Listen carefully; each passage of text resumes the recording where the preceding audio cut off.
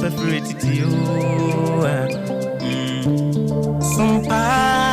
FM and TV and market yapa. Sompa dia sasiso and many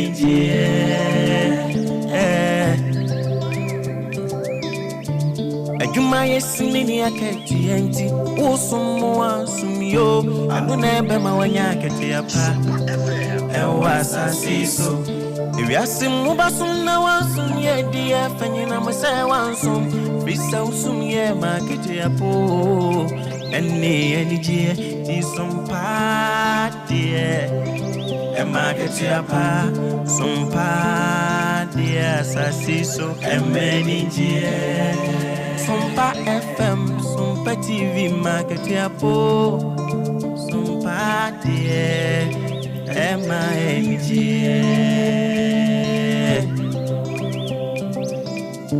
Bichim wafidi eneto Sompa FM and TV, nebema wenijie, eni aketi yapa, nebema wenijio, sabra boy mo dajini. Be natural, so no dear, when ya Bemma, when you market your panso come home, and market your papa, fidi in it or some pa, FM and TV. Why?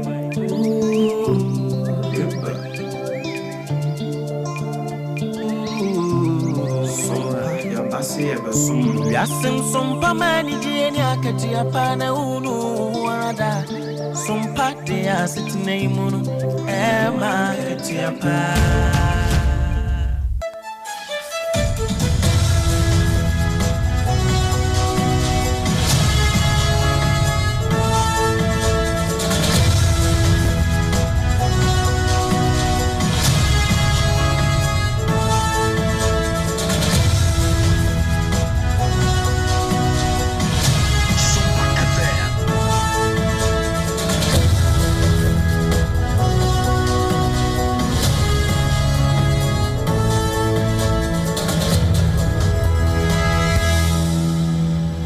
Kasebwa edi akatia panam na afofra won mo fabie edi ye wo mo start nom eche mebi munya bie nyina wo mo sa honkwan edumienu na abo awiade sompa fie endpoint homeopathic clinic wono na aso yemu se awiadumienu kase no yemfa mesomo na enye ono nko na eba enam se yede kasa ene de kase ne bre wunti no kasa natural mineral water wono nso akuta yemu dendenden a eno ene egugu ye minimum emu ada ho na yetumede nsam no atoawo na enam se ensam a yede ba no eye bre ene yede ye adwuma eno nti ye no maduro bia gisa de bre wo ho time heba mister oba patam na Dr. Tafiri Jaye ene echechi no eno nsu kutemu awiei enam se no ba every Sompa 106.5 FM eno ye nkran Watermelon Street no so ebonu musa 93.1 ene esie headquarters wo ehwa dabraka Santimamu, Sabre Crona Eco 100.9 so de ma Santimai. Adamfopa Radio,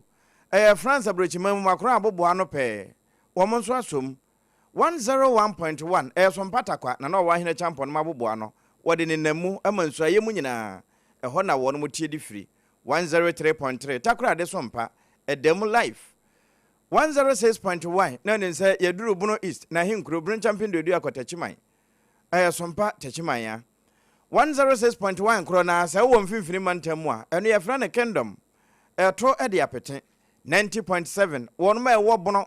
ene na afa nyina na henkuru no eho e na ye fa na afi ye kopiem e wo apuye fam nkransa de no afi ewia ye nwie 101.3 na ne se ye duru mane masase paso do ma henkuru eho na do ma FM 100.7 eja usu be man ne do monso eto apete bi amakodi vo afo nyina afa Kene Urban Radio edidem www.somponline.com ensami nyina no abusua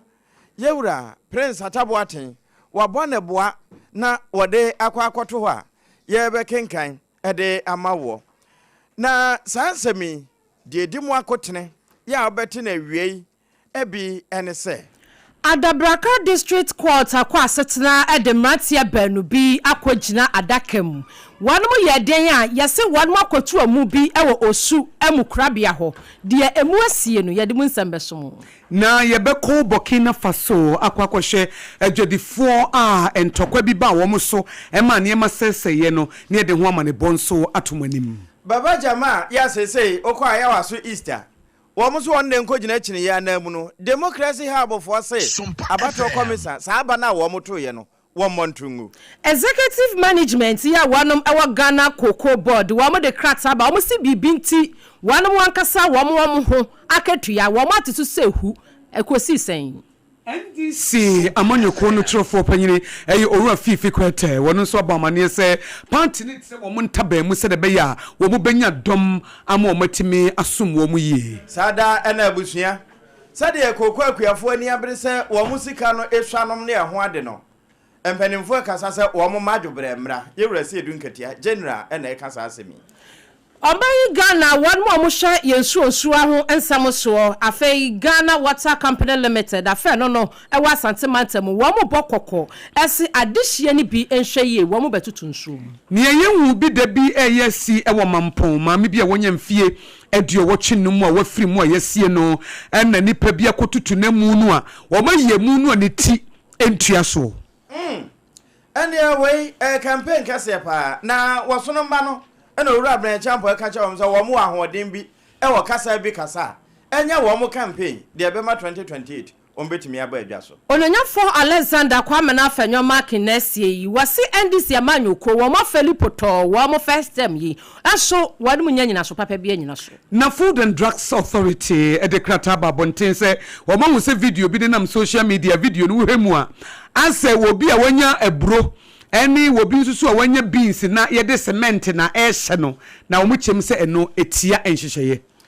enonom ne nuanom bi ama no ne de ka ho no ene yede bebrew se dumienu kase a Endpoint Homeopathy Clinic waso yemu na time heba Mr. Kayen ho yede kasa na ebenti kasa natural mineral water ya wonsa beka o back hospital echi taifa no okutayemu wakenkamfo triple A ma yajapi APAM DADAA awiei me women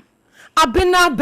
ADEPA Kofi enafi die nyame yeshira no akosia ago abowaje wobetimi nso afrem ya akosia nhira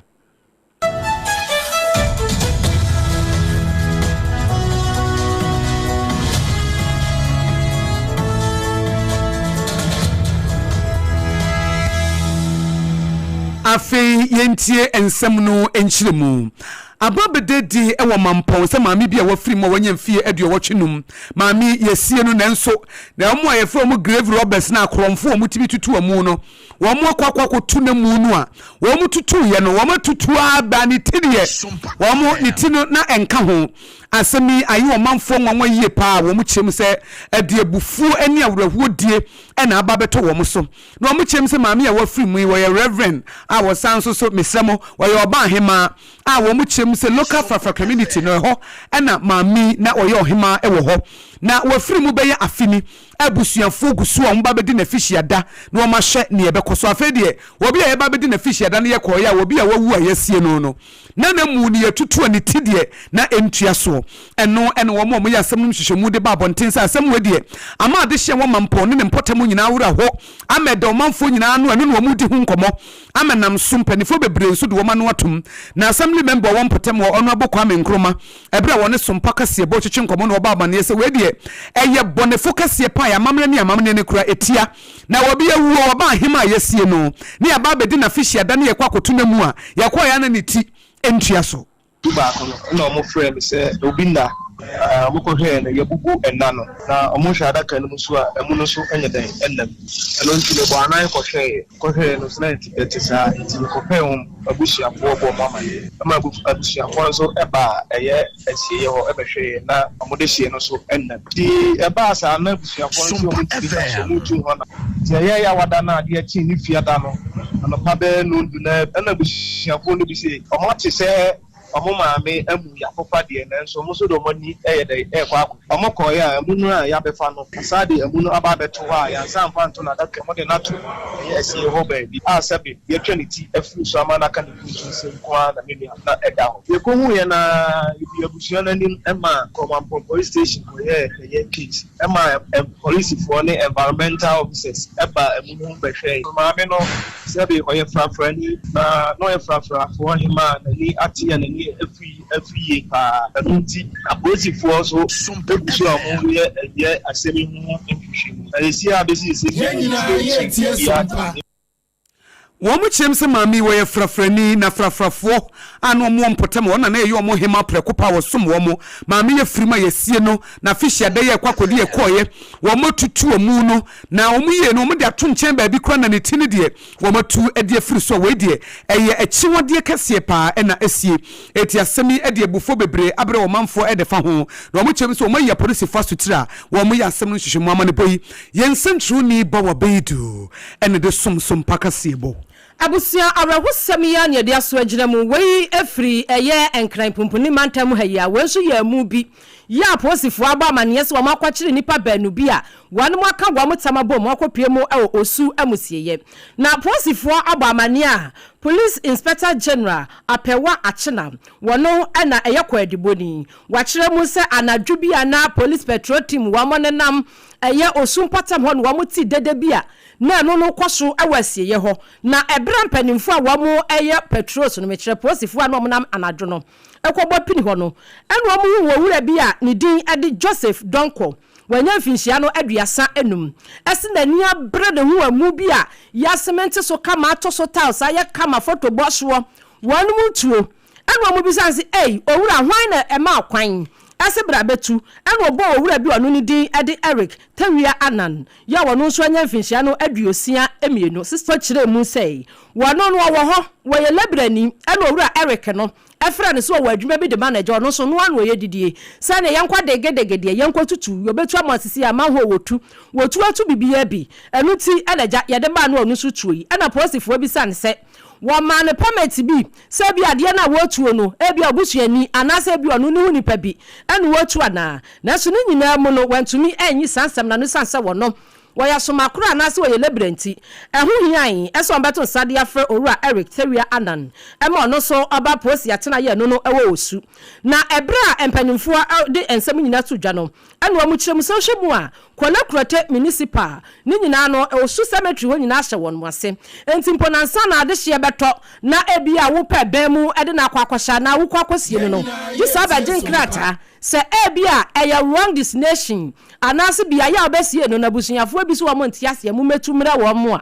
ano so gina wo ba ene assembly ni tenase ni ema ho krata ansampo no atimi akwakotu enso de wo ma antehwe wo mu yasa na dwono abrante ne hia awasie ye wa wotu a wanam ekwato ni so yi posifo ase bra wanam di nipa banu ekwa gina mu ewo adabraka circuit court no wanam se wamu enifo esanse emram wo mu kwan no mu kurakrata nso enti ni nyina mu no wanam twetwe wanam kakra edi kwa adu ne ntansa de bo wonam na ehu kohia se every offense is beya bonti wanam mi anu nyina ya mo makofie na mom obi ya nchi ya sika ne bo so 30,000 Ghana cedis ansana ya mawanum akofie two sureties eka ho bi enti no wudi anamsi ni mienu na de aba no atua 30,000 no ade aka ho nyankopon ya domu a posi adwumakuo ono mu a wanum ade nsemi ekopie mu ewadabraka circuit court no wanum se obanem bosome match bosome no ne de toso aduonu enan wamu besan so ade nipa banu aba begina dakam ni atoto won mo no ebupo wanum a enyi obi ene kumantwi abusuya ye to akase no so na ne court ho a ne yegina na we me do ko high court ho na democracy habofo wo makwa samane chine ya manyoku a wono na edi abanso afa abato commission so wo masasa ma no na high court ubusa wo mo nante se pa eno na Ewura Oliver Baka Vomawo ne dom no wo mo na edi animu se na anu abato na ekoso wo ya so east ho Ewura Baba Jama enedi mu nkunimu a kosuani makonyina piepie mu TV ene de ka ho a wo mo to ni din se vote buying e wie papa no wo mo frɛ no ene committee a NDC te yese won mo hwehwem no o kire se onifobia na wanto na sade wo se kyerɛkyerɛ mu ne kɔwie no wɔm so wɔ no a na enyinam ɛwɔ ayawa so isti hɔ na nyame de kyɛn ya obenin de ɛtɔ so miɛnsa wɔm kɔ akɔto aba no a wɔno na ɛkɔ akɔgyina kyiniya na mu ɛna democracy hub for se wɔm de sɛ kyiniyafoɔ na entia wɔm a wɔm no ɔman ne mra ne nkyɛn ma constitution a yɛtintin na afia pema henkona do akono mienu no ɛno na wɔm gyina so paa na wɔm hwɛ baabi to sɛ article 55 clause 5 afei constitution and section 9 no nso a article 2057 for ho ɛno nso tia na tia nyina no wɔn de ɛka ne pray sɛ high court ne nsa no emu so wɔkasa ɛyɛ adwuma enti sɛdeɛ tie no wɔmfa ne nsa nto so ma wɔn ma abato no ma so ɛnte saa wɔn yi yɛ mmra ne nkyɛn ma no ɛna kyiniyɛ ma no wɔn ekɔgyina bi ɛde n'anim atwi fam ɛba ne saa nso a ɛyɛ sabia wɔn atwa ato hɔ anhwɛ yi na nkyirima ɛba bɛfa so Mika wo say endpoint homeopathy clinic prem to brekasebo na wutie fi SOMPA 106.5 FM Accra. Na yenye ni mareho sama ekoso Northern Burkina Faso. Aya Ghana phobia omukwa kodija a obibesie tomato adwadifo emma ene memma be yedu ena manwochi ena hidaya ye jihadisifo ye ni extremistifo ni pabonifo ya wo mo ne aban ekuntokwa yi wo mu sifom wo mu yi wo mu sufon ya ene be je dimaya wo etuo yi wo mu bubo ni se ya di jatu mu maka ne kura no ehye magana fo bi preprai adwadifo ye kwakodija ye ko Burkina Faso keke na tomato yi yakopa bi di abane aba bedija ene ya mane hunu na sansemi ena security analyst Colonel Festus Aboagye retired wode to SOMPA kasiebo anim se enkrofo no ma target Ghana fo nyese bia wo mo hyeda ka se wo mo hwehwe Ghana fo aku wo mo dabi Ghana fo no omo wo I said here wrong place at the wrong time wakokopie baabi a eni kwanse wo pie bra be pie ho no na eye brebone wakokopie baabi bone a eye ebrebone na ma dia ye wontie dia eye wo mo no eye se makopie baabi bone ewo ebrebone mu edisa extremist fo no wo mo ne aban ekuntokwa digidigi a wo mo de boso no na nyese bi o ma emergency ye hwehwe Ghana fo no ye ko wo mo ebro mo tutu wo mo tuo no mu se Ghana fo adwadifo no so tete track mu a wo mo banam se obi yansi from get down etu obi yansi from naja wo mo ma so di maya tutu bia na no eno di tu jasa sa bre bi mo kase Ghana 4% asafo no wo mo kotai Burkina Faso aban no achi na ne ntokwa wo kono se da bi monya hwe yi wo no security analyst wo ne Colonel Festus Aboagye retired no afutu a wodi ma ne se Ghana fo nim na Burkina Faso aban mo kota na chi a ebema extremist fo ni nipa bone fo no nso wo mo de wo mani si Ghana fo so wo mo de wo mani si Ghana fo so dia ene enyi obi ne kuma nchibu osia ko ya na edi eti akwakwaje akyerema. The option for Ghana to deploy troops into Burkina Faso will not be the best way to go. We should rather strengthen our presence on our northern border, as we have been doing for some time, and then continue to deepen exchange of intelligence and information with Burkina Faso, and of course by extension with all the other countries within the region. Any ye security analyst na se bambo mo ye mpense mu Colonel Festus Aboagye retired when the distance me to just SOMPA kasiebo ye de sumu ewie ya den samnu remu awo Ghana COCOBOD adwumakwe ye nyina ye nim de ekoso awo mayi mu a enam sokora ma edomkuma wanom ta ya pai ya nam so bio ama enei wan mo amate wo mu agumonte so mo baye demonstration de wiase Oliver Bakavoma wo tua wan manim de dindin ya wo mo ase owura ya wodi animu yi wo mo se yanyi ne to akonya ne de keka hu Ghana COCOBOD management and senior staff wanum krata na da manim yi wanum wachire mu se executive management and afa senior staff a wo mo de wo mu dwuma e wo COCOBOD adwumakwe yi mu wanum ade krata ba krata no hwemu a date ya wasoa no adwuada no eye busumi ya ne da na etoso edu ensia na kire enrada eno mo release sa press release na wanu kire mu sa de ekọ ewo cocoa industry ni mu nam sokora ma ban yi eye sa de aba ne de eka na nya badada enti na wase wo mutimi massage ne ma kakranti ekuyafo no kooko nu a wanu ya se wo motwa no ebobutini bi se no ho behia aso ambete so kakra sa de aban no so benya bi kakra no de awasa wanu misremu ne de ekeka ho a enam so ma ye de japa enunti executive management ya omo COCOBOD adwumako no wo mo so kiremu se wo marketua ya no eye 2025-2026 crop year no one at so by 20%.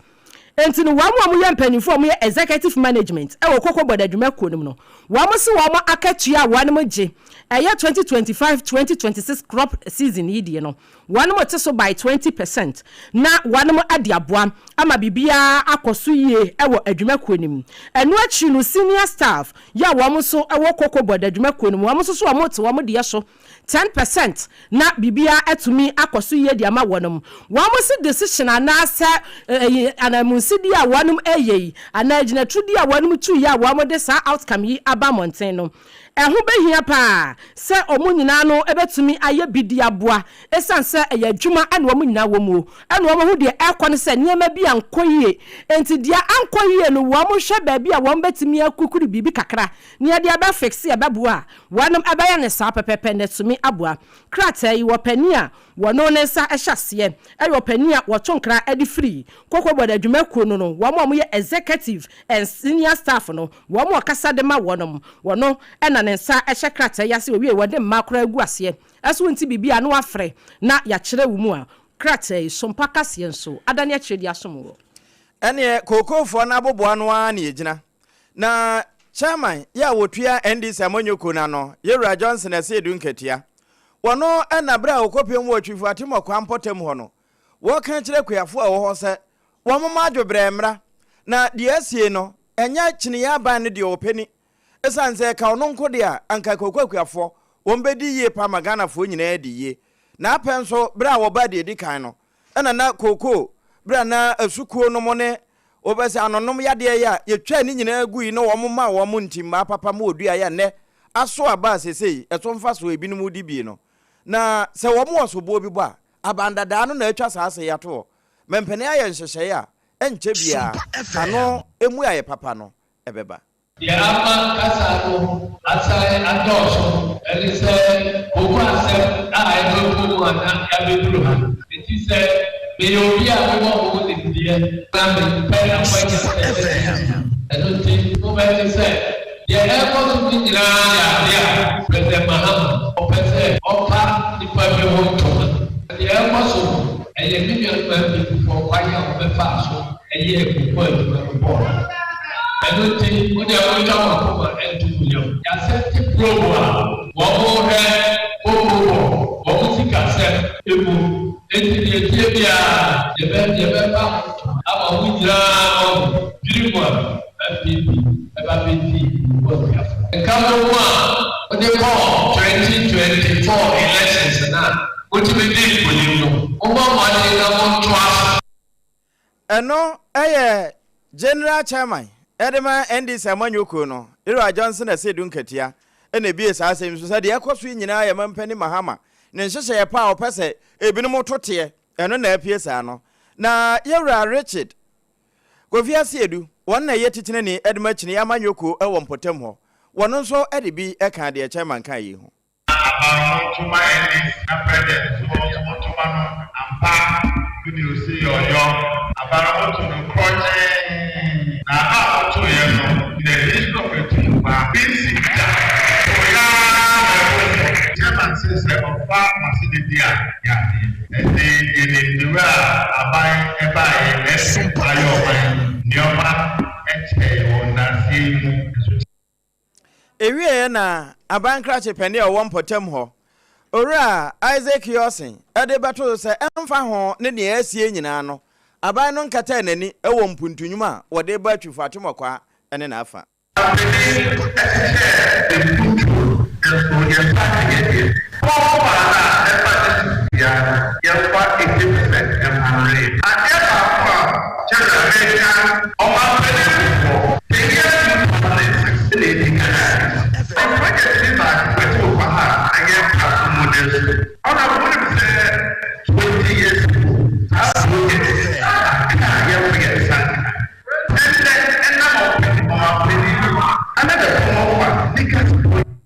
enu ya bra general chairman Yewura Johnson asedu nkatia kopie mu wo twifu atomokwa abato mpesu aso we nyina no ye bra moto abade ma chine ye ho na ase no won na nwie ya wogu so da no wode sankomo isu bepiem obi a wope gobabi anim se adua ne yede adua no so nya akese no a eye kama panketwa no ne yede ya atidua no so se wo de ye atidua stew na unya bayire bia na se bode ampese bi de boso de asonson a eye na atidua eye kama na nanu na viral video bi nam social media e video ya adua egu ho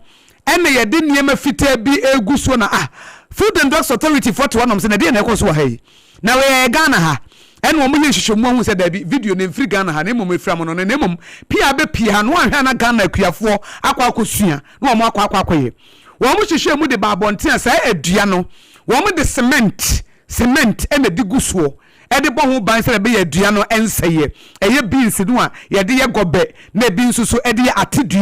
atidua stew papa bi na ye nyina ye di ne fine no na no mo de krata babonten se Ghana fo ye srem oda Ghana ha ye won hwehwe ye de ye adwuma na eba agricultural practices anase ku adwuma no a ye ma ho kwan se adua obi di cement beguso anase concrete cement ne se me di guso se be ya ema adua ne nsent mo obi a ensua bi wo mo ni Ministry of Food and Agriculture achechwe nkomo ene aso ye mo hwe ku adwuma na fenso mo hwe nuane so no maba amane se sa method of preservation no sa kwan a eburo no ye fa so ebo ho ban anase adua ye fa so abo ho ban ne sa eno de enye wo mo a sa adua no enye sa kwan no so ne ye fa cement fitaa no ne ye de agusu so ye bomba nti hwe na Ghana ni bia anye bi sa video na apie na enye Ghana ha na efiri obi man so ne baaye enkrofo man so no mo ye sa bone no a Ghana ha de enye ne sa no mo se hwe na video no kura wo hwe nipa na buro no mesemu adua no wotietia so se ya bibia ni ho a wode bo ne ho ban ne nsa be protective we bia nka ho eno ane se wodidi mu akone ya ba ne sa ATFD for the criteria babonte bogana fo nyina akokọ se ekuru ha se ye beans na se adua ena wodua na se wo ye ho adwuma ye mfa san hyehye no enye adwuma wo mutu Ghana fo nyina afo na ma hye ye nkran se na esi bo ye nua na ho ban ne kwampa no efa so no ye nye ne pepepe emiye nkofa bibi ebetimi de yare anase tuduro bia be frɛ duane na de ohaw ene ability ababontinti Chief Executive Officer the Food and Drugs Authority ena de ne sasha krata yasia wo mu de futuo de amakuafo ne Ghana fo nyina se hwɛ ena wo adua wo ho a wankwa nkofa cement enguso se wo de bo ho ban Krata ye da manimu efri Ghana Water Company Limited. One mo asante amantamu, one makache ene free ba, one mo bo amani echire mu se, one mo ade niema egwa kwamu yie, ade ama adehye no enti bibi a esie no wamba sha no. One mo krata yi wa mo achire mu se, odaso water treatment plant no. Chemato kakra bi aba ho nti ehu behia ese wa mu besiesie na wo hwemu asa odaso water treatment plant no transformer wa mu kire mu se connected to odaso water treatment plant no transformer no ewo seshi asanwen so wa mu kire mu se sa transformer no 40 na eche se enya enfomso bi kakra wo ho enu nti break it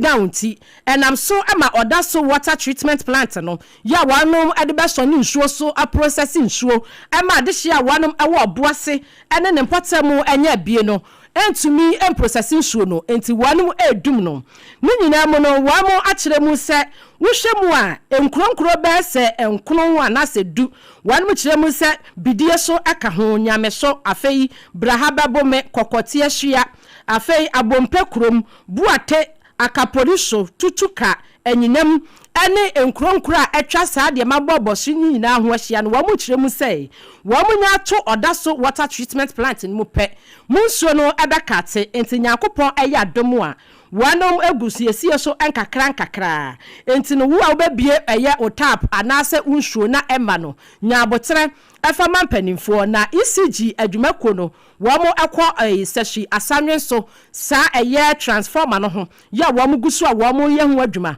wo mo se wo mo hyebo ese wo mo wie eye transformer no ho adwuma pe ya ehyaase ye adwuma no wonom ebeso na wonom so a wo mo enya nsuo no bibia tumi akoyi edi ama wonom sanse water de eye nkwa na mo so manya nsuo de edi mudwuma wonom kire mu se mo fanche wonom esanse de aba no wo mo ye ho hwia enye ye gire saa krata yi opani anensa ehyase eye PR eno sanso ye communication officer Adema Ghana Water Company Limited ne fe no ewo asante mantamu owura Ebenezer Padina Yefri ewura padi na de so a ma yankɔ wienhyɛn gina bia baabi efa du pira abɔmframa ne yɛkɔ amano ne no na pani kwankyerɛfo a wotua kotoka wienhyɛn gina bia enche bia edi ne betumi asesa ano wɔba pa Yvonne na na afri yi ana wɔ sei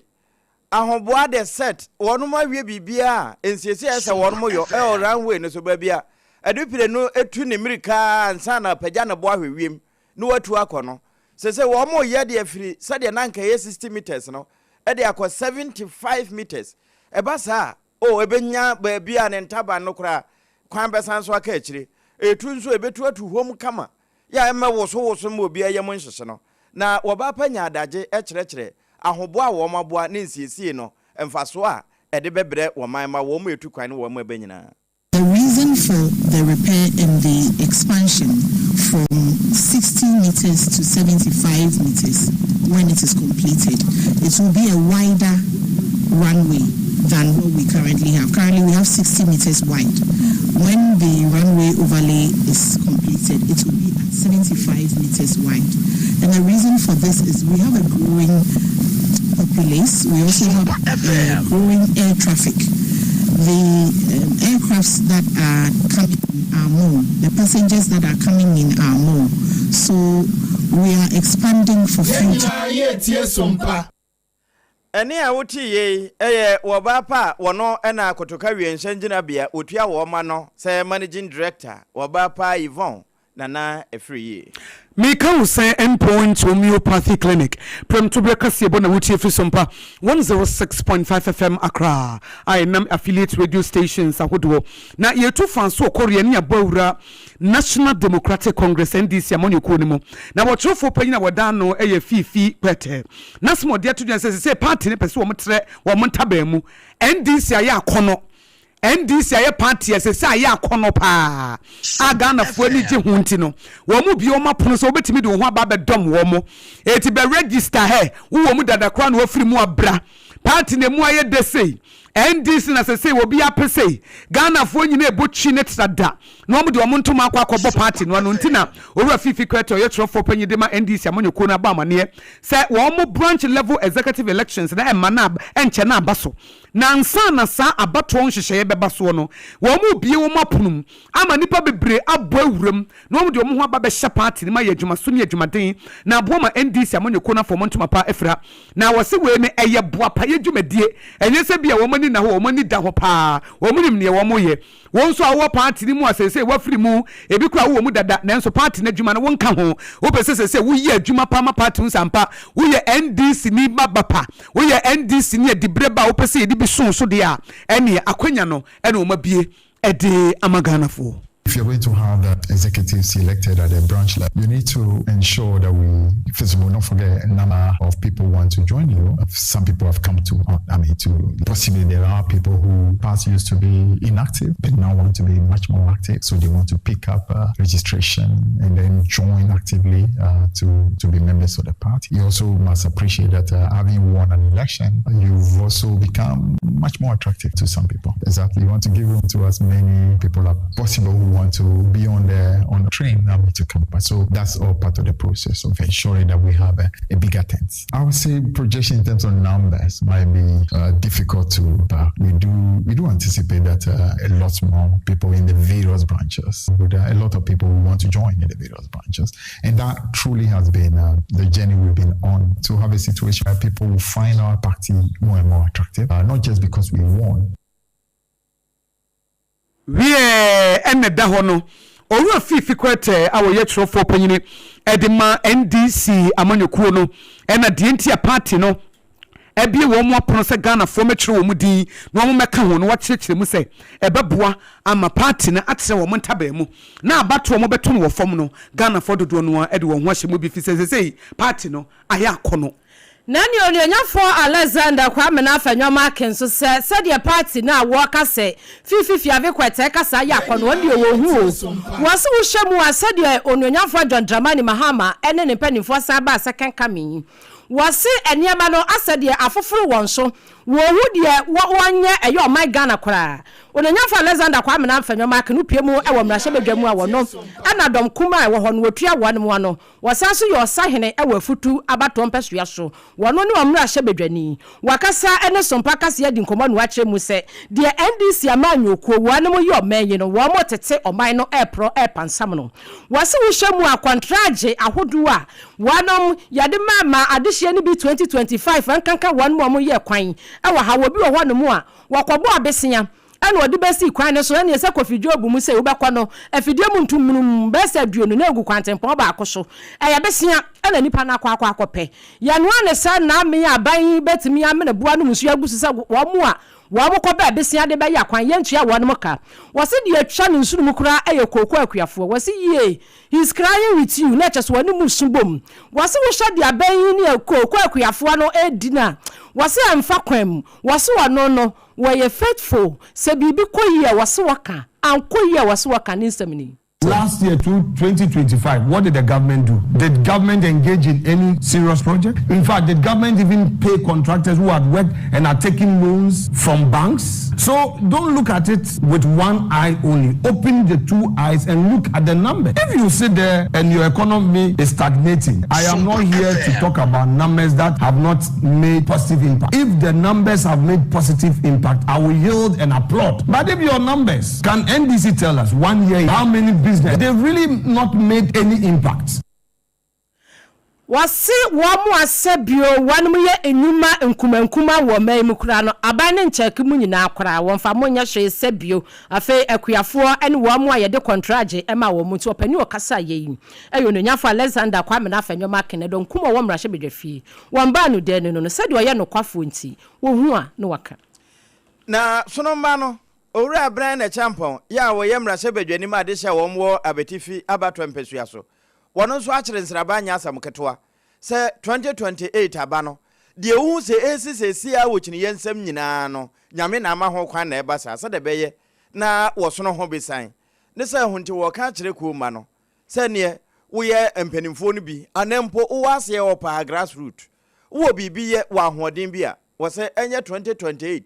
abana ye kwoto ne die ntie wo se wosono na wo moto edema no na momenya se bia wo mo ba aboso ata eligible mianko achi esa aboso no wo mo bo eta wo sono momachi.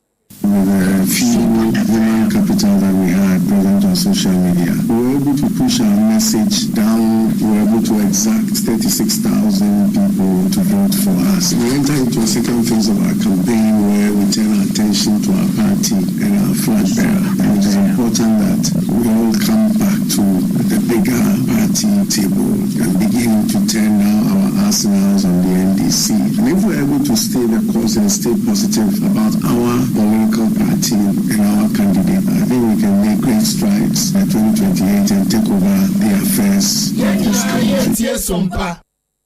Okre sompa no na ye nyina yetie sansa hana ne pa no wo eni a wote ye ni mfoni a na yetwagu no abetifi mra hye bedwani a wo ye sono ba wono kro ya bra wo mo kwa akopre frankatubre akonwa no wo ko bi eno wo se kuoma no mo aboso enta wo so na chi na 2028 nkunim enya modia Mika will say endpoint homeopathy clinic prem to brekasebo and a wuti fi SOMPA 106.5 FM akra yet was no Securities and Exchange Commission I work Ghana woman na ehwe capital market ni so na se wo mu ase bonds ne ade wudu sika kwhye baabi investment mu na abaya wo mu netimi ma wutumi krata ansa na capital market no de wo hwahim etu wutimi nkasa ma bie me punto obi mfa misika meto obi meyese no e different from banks no investment schemes ahodo a eto bia bonds ne ade eka ho no ni nyina no wo mo na Securities and Exchange Commission no wo mo ye ho adwuma ma ne CPC nita wo mo de krata ba bonti se Ghana fo mo mani na wo se aboa wo na nipa bi pese wo mo de wo mo sekan adwa nanka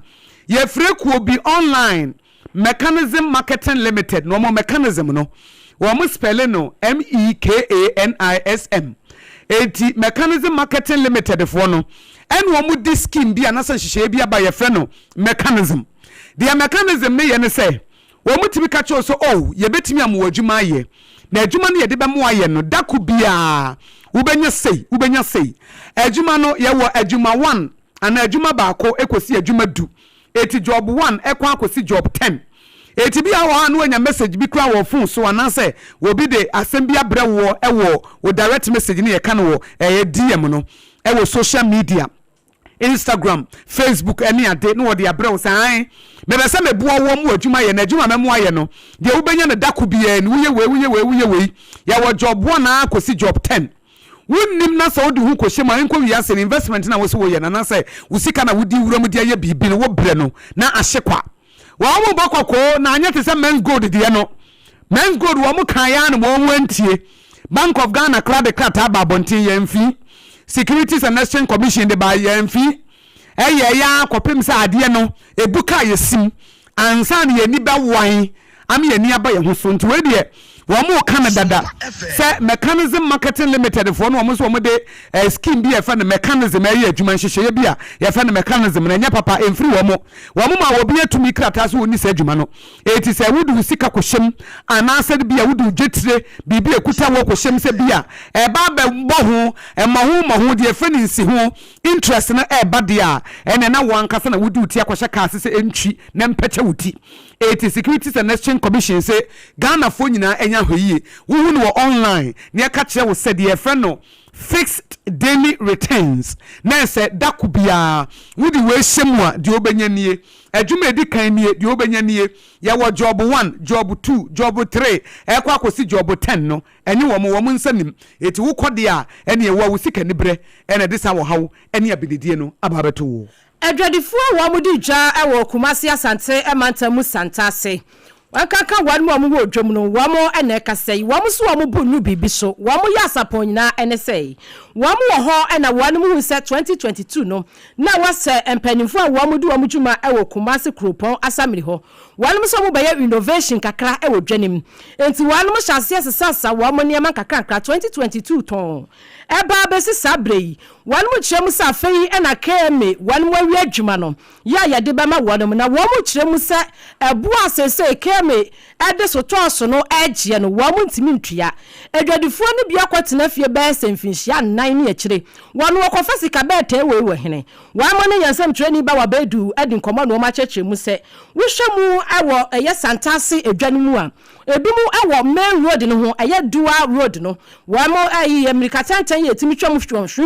hwam yi ebi stores no wo ho ano no wamo kyeremu so mo de je 1500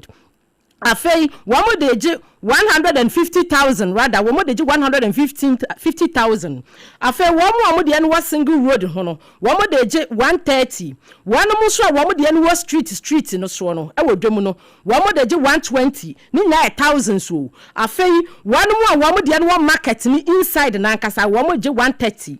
ena bio so wamo ase wamo de no ya bobo empatampata bi e de ama wamo no wamo de ni 15 na ebra yensam kyerani ba wa bedu ebo pini adwadifo yi wamo ya sapon no eni omo ka se ya haya amanfo de no omo da cha ya wom ni na gana tintim obi o ji stock o wa beto wa de wom da eti ya haya no ya ne ka obo cha ko memma bi ansa na o fi bonti no ba ejibi esu sisa ya haya ko me ka ya ne sa asem nya ne sa no kwasem no embra won ye die ama me ya ho papa market ma o ku mi 20 ye kwani ya class mi ku 16 years mo na mo Medi dia ni nyame adom. Esa woni saa me be dia ni a, won me ni e menya e kombe ku ye. Enti esemo. Yeti apata ni anye tutu skama bi. Omo ebebu ijare. Kwa mo fa so mo ne ye kan e. Nya saa le sesi a aba. Ebo na mo bole de na mi no kure ni. Ne ko de dia ni huni kada. 100 million so mo ka say 13. Ni wo bi de mi ti ni mo bo no. Me so e na ma mi nia de na mi ti. Edwadifo wanum di dwa ewo eye santase edwakese ni wasante mantamu wanum ensam womo ne yansam twireni ba wa bedu enidinko na ba bedu kro na ene da so agina mu yi na adehya wonum wo atwema mponu amansenum wo bopini ho esanse abankra chepani a won potemo de aso akwa fom wonum a ewo baby to say wansamire wom de tra eye won de no eya pomoden bia chip compound ne bi ena agogo sofo nso wom de no suku dan bura abe for so tramodin ena honorable Isaac Ibrahim wono ena ya bankra chepani wode aso ebo fom no ena wakasa ase kan ho everything I say about all of this more than one you know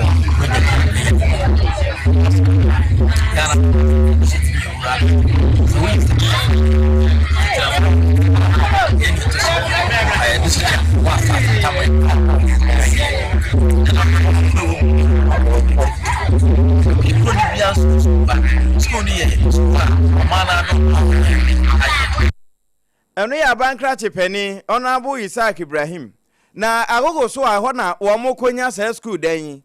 small Honorable James Amponsa Assemblyman woda ban na se papa yenti no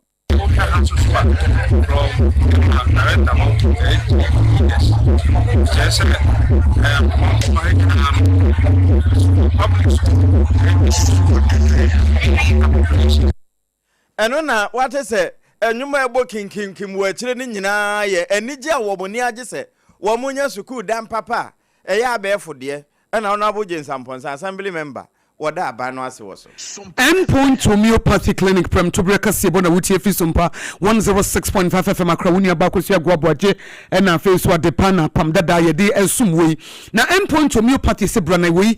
alternative medicine research based homeopathy ene ye de adwuma yare be na ye krankra baji oni padua boso amo ye mre bra endpoint homeopathy clinic ne nsa wo yare wo fa ba bi na adwuju wo dofo bi na dampam na wo pa ba bi de ne beto ne ye be hye ne ntentem afa ne bra pesa hare so emirika tentene ye nye ne ho adwuma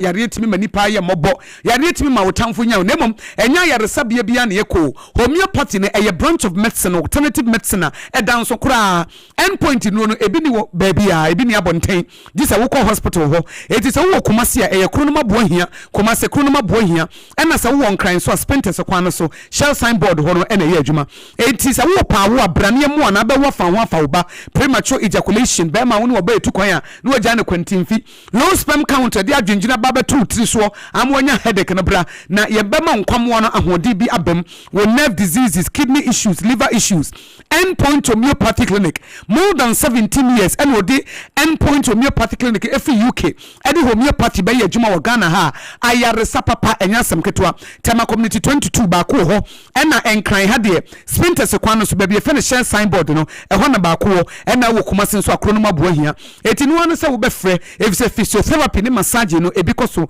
fra Dr. Dubontin and 0244 867068 0244 867068 and 0274234321 and 0274234321 endpoint homeopathy clinic wayare safie papa enono time edem na se time heba mixture edrono malaria na wode ne dampa ba akoso no a wode na awotwe bia wo malaria ba malaria na wode ne dampa ba akoso a wo ba no wa ba be chia wo da bia bosumi bia wo no na tie wode ba no pa ebi die ba wi ebi die ba numre na nka de edim se nka ye nhira ehira na obi die ba no pa ehira obi die ba wia ena nhira obi die ba numre ba wo de enye nhira eya malaria wodi e ba no pa obi malaria ba wia obi malaria ba numre enya dura numre a munya me ma me nkoda na abo na me nkoda ade me malaria tam ya ba me sheduro wonu ma sa malaria fever no wo betu ne se banche eno achi wonu mo atro wo de usika ba sese wo tibidie no wo se me nansen kwa de me kwa na aduane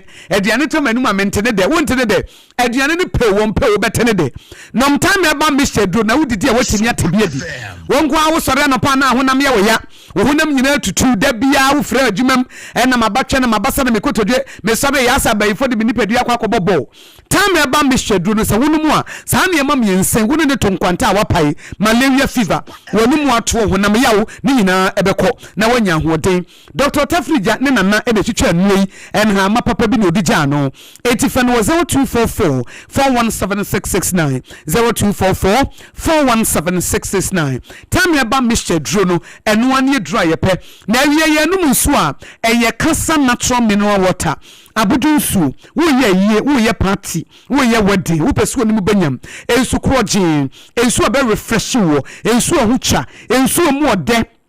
ensuo bo wo nipadua yenim se nipadua more than 70% ensuo na wo num nsuo nye nsuo bia keke Casa Natural Mineral Water in Suno and we here. Casaloma Ventures and a diaba. One more time for Bok Hospital Nature Honwa. Casa Natural Mineral Water so refreshing. It is not so befre, so whoop a sachet, whoop a bottle water, so whoop a dispensers, and a sue office, and the Sompa Accra, ABC Hanodia, and you know what Fracasa for, and was 020-6469-430, and 020-6469-430, and a 0303-965-780, 0303-965-780. Casa Natural Mineral Water, and so more there and now Ubenumbi. Meet you with some Paka Sebona with your Sompa 106.5 FM Accra. Yahumiso, Yaba, Yabetwaso.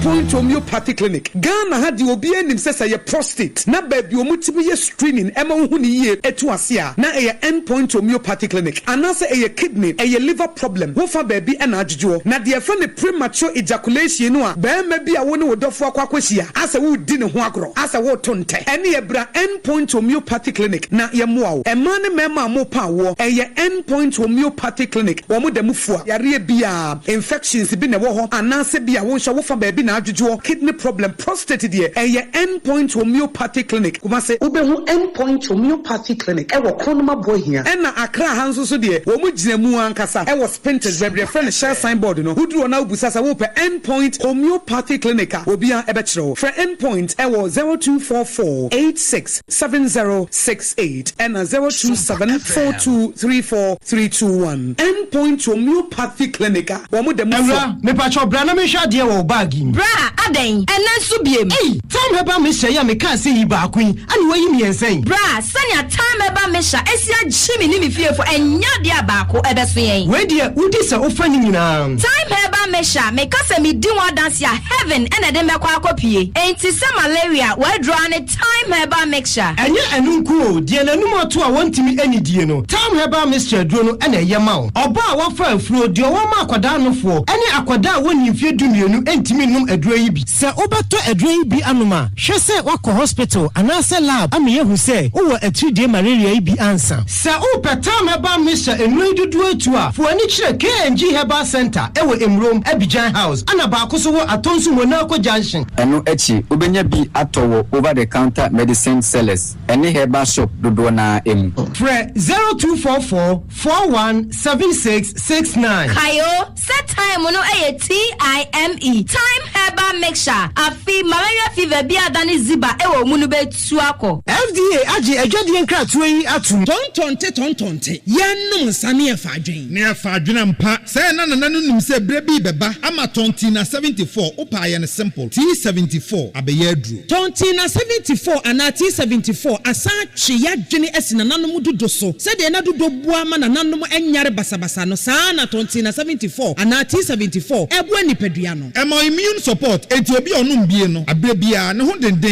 tonti na 74 yinso yaye ne se nsuo kokoro wa kama enti ba bia wonam bia obetimi de wade akọ samene wa ankafi na ekroyi eda no nko na wie ye wa bra mennom T74 samennom tonti na 74 menya hodi mennom ne da bia T74 yi hahama ene ye de aye na DHC ena aframa na ye kama saa no T74 ahoden ni apomuden kwa woko pharmacy ana ba bia to no bia ubenya tonti na 74 yi biato T74 yi enye ma oba wa fafuro ana obi a oma nufuo ana se obi a onya mfie dumienu eto phone 05016289931 and a 0246073498 FDA agi adwadie nkratwe yi atom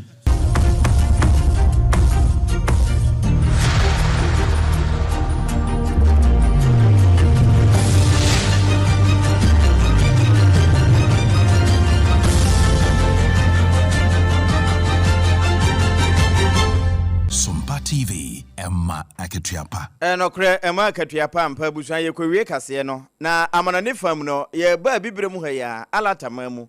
sesi amanugusi America mampani Donald Trump sade choro no kan se odo wonsa kanyame ba do wonsa wo nyame ni no wa masa hade na dadi wo se wo mo aye tutrafa a wasore wa alatafo so titru ene wo mo a wo hu ne se wo ye kristosomfo no fekuo no so na ekọ sesi e wo de sra dom mako wo ha ya akode ne akade nyina aka ho wo mo akwakosi kura deda e wo bochi ye wo alatama mu na no memene da na Ghana Yesu se nipa nso a wo mo kofa tomakese yabo wo mutu aku won no sa bre kro na alata ho nso nipa be se aduanansia ne yahye wo mase ebi de de se kanto ne minim etwa ne hye se de yekum akoko na eno na nam so ama Yewra Donald Trump wasoma sra dom se wo mo maboa se de be na wo betimi a kire nsraban yi na tutrafo a wo mo asore alatafo so no wo betimi atore saafo na se na amaya hodo ekeka ka ho no wo mo nso ankokurekura hwenhwe eno so ne yegina na enawie dumie no kase ebo ede so mo firi so mpafi no yede usie na fe no waso afidie no a ne awte ye no bi ne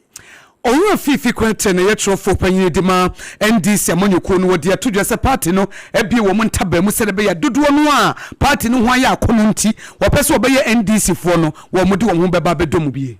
Adabraka district court nso kwa asetena di nipa banu bi ekwagina adaka mu toto wa no ese osu amusieye wakobubu amu bi a yesi asemente so atoso tas nyina ya nyakopon ya aduma ye hwe animu ese obene match bosome ne de to so aduonu enan yesa de ombeba bio NDC chairman Yewra Johnson asedu nkatia twifu atemo kwa wode ato akuafo animu se wo mo adwobre mra na enhyehyɛ ya ye hu sente so aba nyina ye papa ebebo ama wo mo edi bone no to ate na sono ma ne de owura bra champion se mo wa hodin bia ne asi bia ye nkaedum mo modern se 2028 wosono bedi nkuni na ye kopie mampon no ebede di se maami bia na wo ye frafrani na frafra ho no community no na ye ohima wo frim wo mo kodi na fish adane ye nkwa mu nu so wo bi etu am ye tu ne tikura e de afiri so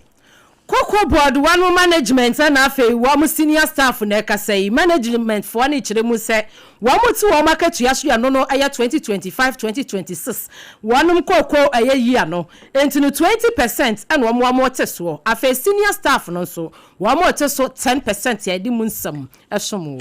na Food and Drugs Authority so the krata babonti se video bia ubehwe na beans wo bi de cement na wo de shano no Ghana hade ye hyehyeye no etia sanso na security analyst Colonel Festus Aboaje retired wo de atoja se Ghana fo be kopie Burkina Faso a tomato yi wo mokwakoto bie na bi ekodi emiema ebi free mu no enye se bia na extremist fo na se ni pabonefo no wo mo de wo mane si Ghana fo so nemom wo mokopie ba bia ho ye bone ewo ebre bonimu ene alatafo de a wo mo fam no America maintain Trump wo de srafo abre won se de be na asundwe ebeba eno so ne yegina na enawie dumienu kase a endpoint homeopathic clinic eso yasene kasa na kire mineral water wo ma ye nso gugu ye minim me yetimede kasa ya malaria do tatahwe Dr. Tafri Jade na oba part-time no time heba mixture ekuta ye mu a 93.1 sompa kumase fai ayiko 100.9 fa bi wa santimamu na sompa 101.1 takra de 103.3 106.1 tachima sompa 90.7 enkransa de no wo munyina fa bi 98.9 sunyane sompa na doma 100.7 doma FM wono nso fa bi eno achi doma sompa no 101.3 wo mo nso etoto edepeten enimo wuma no so no Facebook sompa 106.5 FM Accra ehonso yebowura ho eno achi no www.sompaonline.com ensem ni nyina yewura atabo atemprence wa chekere de akoto a okwa benya bia kenkan ahwe bi e wo wani so awie